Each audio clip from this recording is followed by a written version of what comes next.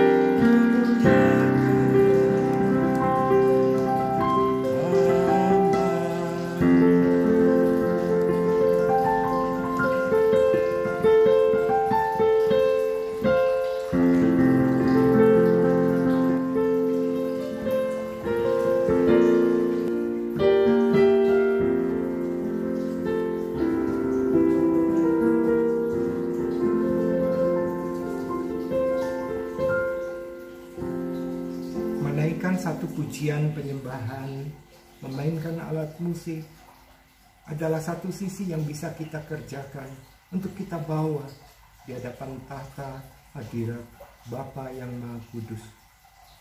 Demikian juga melalui ibadah, walaupun melalui sarana virtual, tentunya tidak akan mengurangi makna daripada ibadah itu sendiri.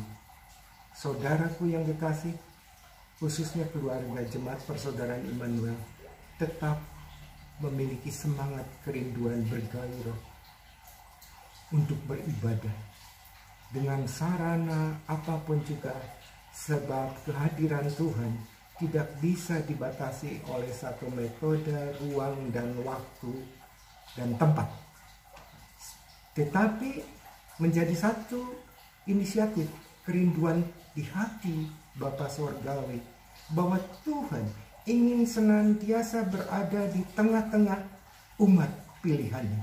Sebagaimana tertulis di dalam kitab Keluaran, pasal yang ke-29, ayatnya yang ke-45. Demikian bunyinya, "Aku akan diam di tengah-tengah orang Israel, dan aku akan menjadi Allah mereka. Maka mereka akan mengetahui bahwa akulah Tuhan Allah mereka, yang telah membawa mereka keluar dari tanah Mesir, supaya aku diam di tengah-tengah mereka. Akulah Tuhan Allah mereka. Jadi, pada dasarnya Tuhan memiliki inisiatif untuk selalu ada di tengah-tengah makhluk ciptaannya yang termulia. Kita melihat, saudaraku, begitu rincinya, detailnya syarat-syarat pendirian kemah suci tabernakel zaman Musa. Dengan benda-benda yang harus tepat ukurannya dan harus sempurna. Dan dilakukan oleh orang-orang spesial. Ditunjuk Tuhan, diperlengkapi kecakapan, seni, keahlian, dan hikmat. Ketepatan sangat harus akurat, sempurna, tidak boleh sedikit pun melenceng. Begitu sulitnya pada waktu itu bangsa Israel untuk datang menghadap tahta hadirat Tuhan. Terbatas sekali hanya imam-imam yang diperkenan. Jika kita mengacu kepada pola seperti ini, saudara, tentunya menurut upaya manusia kedagingan kita pasti kita sulit. Standar sempurna itu sulit untuk tercapai. Dan saudaraku, jika didapati seorang saja sembrono, berani-berani gegabah, menghadap Tuhan dengan caranya sendiri, mati. Alkitab mengatakan mereka akan mati, binasa. Karena Allah Maha Kudus, manusia sudah tercemari dengan dosa. Saudaraku, sungguh kita bersyukur kita punya Tuhan yang Maha Hadir, Tuhan yang hidup, tahu betul kelemahan manusia, sehingga Ia pula yang berinisiatif untuk menuangkan kasih-Nya yang tanpa batas itu melalui pengorbanan Yesus Kristus Tuhan di atas kayu salib. Di era perjanjian baru itulah, oleh karena kasih anugerah Kristus yang diberikan kepada saudara dan saya, membuat kita diperkenan, dilayakkan, dimampukan untuk bisa menghadap Tuhan tanpa ada sekat pembatas, kecuali kita masih terus berkecimpung dalam kehidupan dosa yang membuat hambatan, membuat pemutusan hubungan antara kita dengan Tuhan. Kita belum sempurna. Tetapi saudaraku, jangan merendahkan arti, esensi daripada kesakralan dalam sebuah ibadah. Saudaraku, Yesus mengatakan ingin selalu ada bersama-sama dengan murid-muridnya pada waktu itu. Bahkan dengan tegas mengatakan, 2-3 orang saja berkumpul di dalam namaku, aku ada di tengah-tengah mereka. Jadi, saudaraku, pada dasarnya sebuah wujud sisi ibadah, salah satunya yang sering disebutkan kebaktian, itu baik kita tata dengan liturgi yang baik, memunculkan sesuatu performan yang indah, tentu itu nggak salah sebagai ekspresi kecintaan umat Tuhan. Tetapi itu bukanlah yang terutama, saudaraku. Kita harus menemukan satu makna ibadah yang Tuhan kehendaki. Zaman pandemi ini, era pandemi ini, COVID-19, kita terbatas untuk melakukan kegiatan-kegiatan offline, berhimpun dalam kelompok ramai-ramai seperti pada waktu-waktu yang lalu. Bahkan kita lebih banyak menggunakan sarana teknologi IT ini. Kita seringkali melakukan pertemuan ibadah melalui Zoom, melalui ibadah streaming online dan lain sebagainya. Menurut survei, sebagian besar mereka umat Kristen bisa memilih channel mana yang dikehendaki, dengar khotbah pendeta siapa. Tetapi itu hanya sebentar saja berbekas. Hanya merupakan sebuah tontonan yang tidak menghadirkan kuasa ibadah itu sendiri. Saudaraku, saya rindu. Jangan pernah memadamkan semangat untuk berjumpa dengan Tuhan dan juga sesama dalam komunitas keluarga Tuhan yang sudah kita saling kenal. Kita manfaatkan semua sarana IT. Tetapi yang pertama, yang lebih penting adalah persiapkan diri kita, hati kita, dan hormati Tuhan. Karena kecenderungan terjadi era akhir, manusia tidak terlalu lagi menanamkan rasa takut dan gentar terhadap hadirat Tuhan. Orang bisa menjual pelayanan menjadi sebuah komoditi untuk memperoleh keuntungan pribadi. Entah itu bentuk uang, entah itu bentuk kemuliaan, kehormatan, atau untuk kepentingan hidup pribadi. Dan orang menjual nama Tuhan sedemikian rupa. Tentunya hal-hal seperti ini bukan merupakan bagian daripada pertumbuhan iman. Mari, saudaraku, kita kembali kepada makna daripada ibadah yang sesungguhnya, yang menuntut semua unsur kepribadian kita, roh, jiwa, dan tubuh. Kita datang menghadap Tuhan. Jangan pernah merendahkan pengorbanan Kristus. Jangan menyia-nyiakan kasih karunia yang sudah diberikan kepada kita. Sebab saudaraku, dalam kondisi apapun juga, baik senang, susah, kita sulit untuk mendapatkan sukacita yang sesungguhnya. Kita mencari kemana-mana kedamaian hanya sesaat. Tetapi orang-orang yang tinggal tetap bersekutu dengan Tuhan itu memiliki damai sejahtera seperti sungai yang mengalir deras, yang menggairahkan hidupnya, sehingga ketika dia melaksanakan tugas-tugas kehidupan sehari-hari, entah saat dia berdoa, entah saat dia melakukan aktivitas agama, entah ketika dia bekerja, berupaya mencari nafkah, dan juga dalam kehidupan keluarga, dia tidak terlepas daripada satu buku, manual book yang menuntun kehidupan kita. Ini menjadi panduan untuk kita melakukan kegiatan, melakukan perjalanan hidup sehari-hari di atas muka bumi ini, berbekalkan pelita dan memohon pertolongan Roh Kudus, sehingga saudaraku, peribadahan kita bukan hanya 2 jam, 1 jam, 3 jam, tetapi peribadahan yang sesungguhnya menyangkut kepada kesediaan diri untuk menjadi korban bakaran sepenuhnya. Lewat roh, jiwa, dan tubuh, orang akan melihat bahwa Tuhan beserta kita, Tuhan menyertai kehidupan kita, sehingga mereka akan memiliki rasa gentar, mereka akan memuliakan Tuhan. Kita ini sudah keluar dari satu cengkraman yang mendatangkan, menghadirkan ujung-ujungnya itu maut.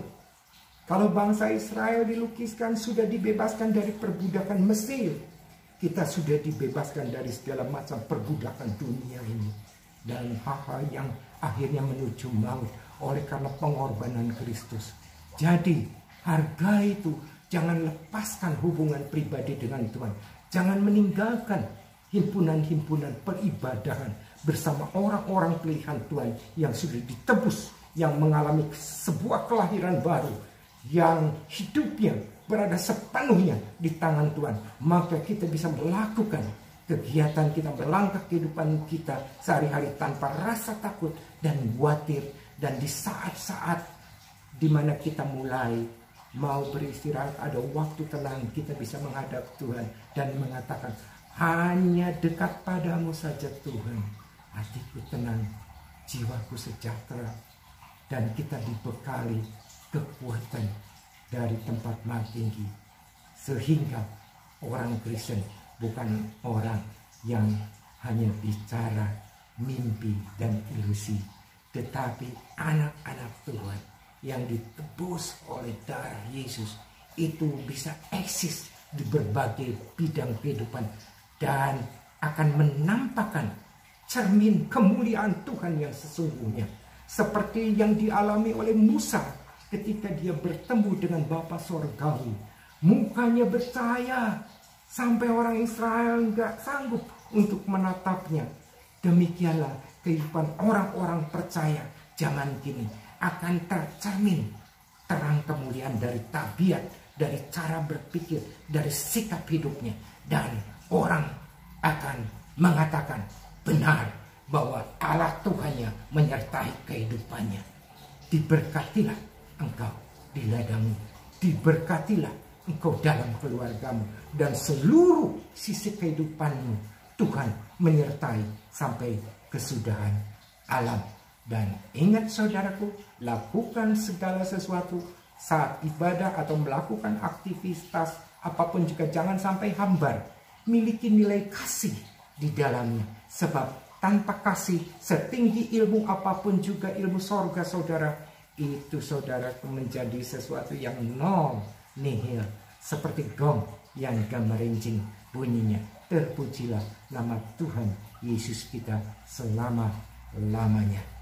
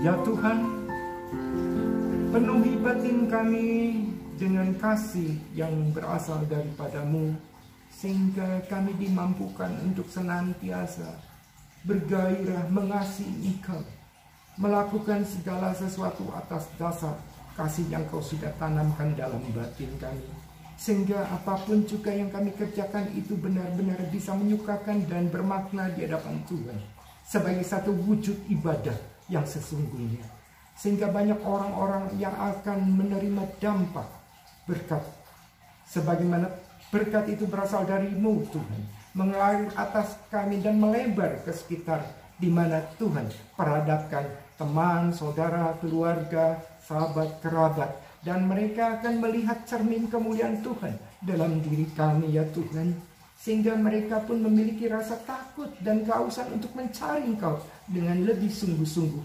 Terima kasih Tuhan untuk waktu yang terbaik. Biarlah kiranya kasih berkat kasih karunia daripadamu Bapa dalam persekutuan Anak dan Roh Kudus akan senantiasa menyertai setiap kami. Langkah kami ketika kami menghadapi tantangan kesulitan, kami tidak akan pernah takut bahaya, sebab tangan kanan-Mu menyertai kami senantiasa. Terima kasih Tuhan, demi hormat kemuliaan nama Yesus Kristus Tuhan. Amin.